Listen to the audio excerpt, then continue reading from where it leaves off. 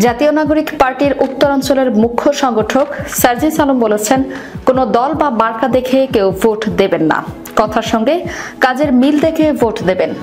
কোন লোকটা কেমন, কে কেমন কাজ করছেন, কার কথার সঙ্গে কাজের মিল কেমন, এসব দেখে বিভিন্ন মার্কায় এবং দলে ভোট দেবেন। সোমবার দুপুরে পঞ্চগড়ের দেবীগঞ্জ উপজেলা শহরের বিজয় চত্বরে এক পথসভায় সার্জিস আলম এসব কথা বলেন। তিনি বলেন, আমরা কথা দিয়ে শুধু নিজেদের উপস্থাপন করতে চাই না, আমরা কাজ করে দেখাতে চাই এবং সেই কাজের সুযোগ আপনাদের কাছে চাই।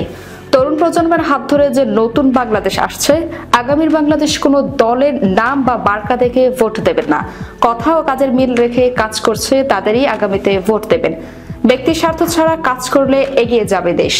পথসভায় বিগত শেখ হাসিনার সরকার প্রসঙ্গে সার্জিস আলম বলেন, বাংলাদেশে 53 থেকে 54 হাজার বছরে আমরা অনেক ধরনের সরকার দেখেছি, কিন্তু বিগত 16 বছরে খুনি শেখ হাসিনা স্বৈরাচারী হয়ে 1.5 থেকে 2 হাজার জীবন কেড়ে নিয়ে ছাত্র জনতার অভ্যুত্থানের মধ্য দিয়ে দেশ ছেড়ে পালিয়েছে। তিনি বলেন, ছাত্র জনতার অভ্যুত্থানের পর তরুণ প্রজন্মের হাত ধরে আত্মপ্রকাশ করেছে এনসিপি। এখানে আমি উত্তরাঞ্চলের 32টি জেলার মুখ্য সংগঠক হিসেবে দায়িত্ব পালন করছি।